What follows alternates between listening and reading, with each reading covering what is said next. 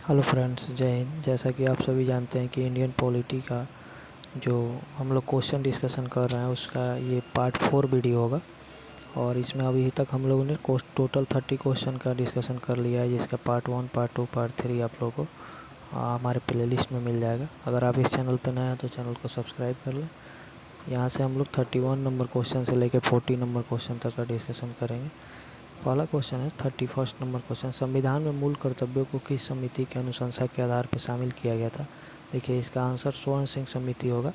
स्वर्ण सिंह जो थे ये इसको जब 42nd अमेंडमेंट एक्ट हुआ था 1976 में, इस समय ये रसिया में इंडियन एम्बेसडर थे और इन्होंने ही सिफारिश किया था कि संविधान में, हमारे संविधान में भी मूल कर्तव्य होना चाहिए जैसे रसिया के संविधान में है।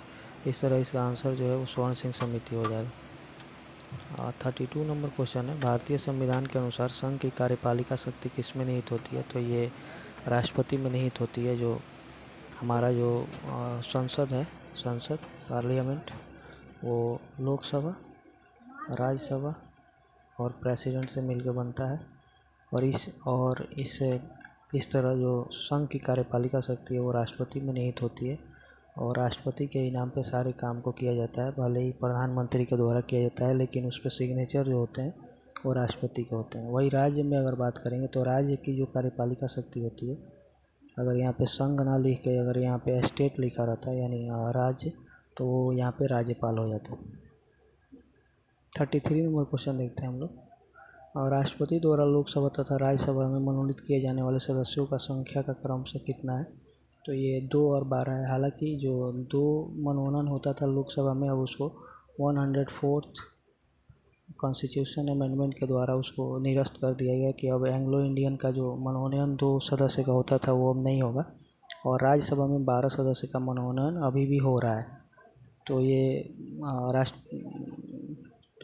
राष्ट्रपति के द्वारा जो मनोनयन होता था वो 2 और 12 होता था, जिसमें 2 अब नहीं होता है।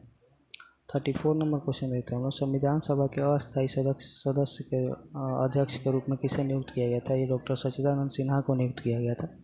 जब संविधान सभा का पहली बैठक हो रही थी 9 दिसंबर 1946, उस समय ये अस्थायी सदस्य चुना गया था। जब 11 दिसंबर को सेकंड मीटिंग हुई, उसमें राजेंद्र प्रसाद को अस्थायी अध्यक्ष चुना गया था।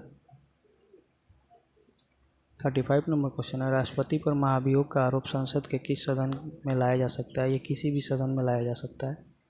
राष्ट्रपति को हटाने की जो प्रक्रिया है उसको महाभियोग करते हैं। इसका चर्चा जो है आर्टिकल 61 में मिलता है और ये संसद के दोनों सदनों में से किसी में, लोकसभा या राज्यसभा में, इसका स्टार्ट किया जा सकता है।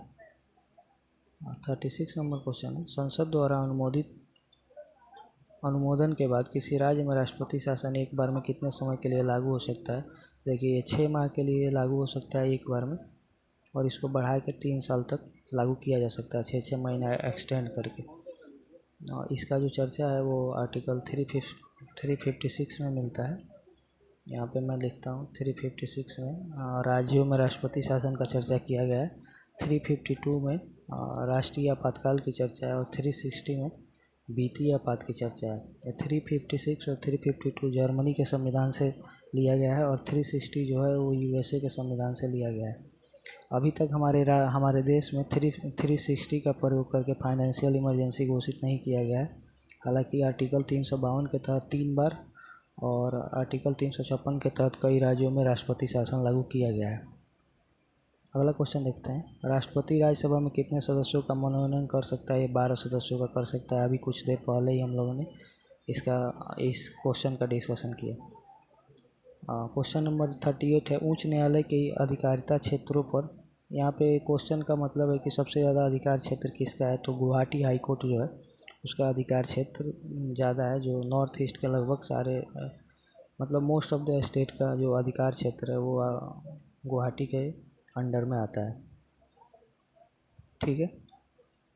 इन द नेक्स्ट क्वेश्चन 39, किस राज्य में विधानसभा सदस्यों की संख्या सर्वाधिक है। देखिए, उत्तर प्रदेश में टोटल 403 विधानसभा सदस्यों के साथ टॉप पे है। यहाँ पे सबसे ज़्यादा विधानसभा सदस्यों की संख्या है। हमारे संविधान में कहा गया है कि कोई भी स्टेट में टोटल जो मैक्सिमम नंबर ऑफ विधानसभा का जो सदस्य हो सकता है, विधानसभा का सीट, वो 500 हो सकता है, 500 से ज़्यादा नहीं हो सकता। इस 500 में 403 जो है वो उत्तर प्रदेश में और इसके साथ ही टॉप पे है। अगर हम बिहार का बात करें तो बिहार में 243 जो है वो लेजिस्लेटिव असेंबली के सीट है।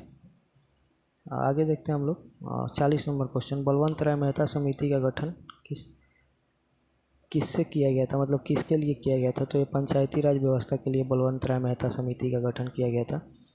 देखिए इसमें 1948 में सामुदायिक विकास कार्यक्रम का शुभारंभ किया गया था जवाहरलाल नेहरू के द्वारा, जो कि सफल नहीं हो पाया। ये भी स्थानीय स्वशासन को प्रमोट करने के लिए किया गया था।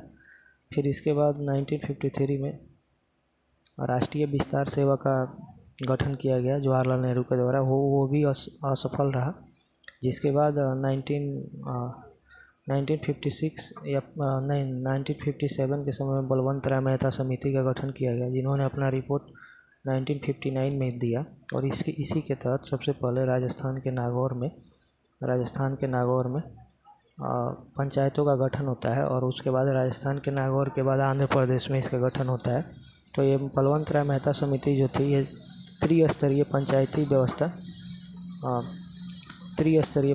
व्यवस्था का चर्चा करती है। और इसके बाद आगे भी कई सारे पंचायतों के गठन के लिए समितियां बनी, लेकिन बलवंत राय मेहता समिति को ही आज भी इम्प्लीमेंट किया जा रहा है। इस तरह से हम लोगों ने टोटल 40 क्वेश्चन का यहाँ पर डिस्कशन कर लिया। ये पार्ट 4 था। अब नेक्स्ट पार्ट 5th में हम लोग 41 से लेकर और 50 तक के क्वेश्चन का डिस्कशन करेंगे। मैं आपको ये उम्मीद दिलाता हूँ कि अगर आप इस वीडियो सीरीज़ को कंटिन्यू देख रहे हैं तो पॉलिटी का पूरा क्वेश्चन पे आपका कमांड हो जाएगा और एक भी क्वेश्चन एग्जामिनेशन में गलत नहीं होगा। If you are new to this channel, subscribe this channel and press the bell icon for the upcoming notification. Thank you for watching. जय हिंद।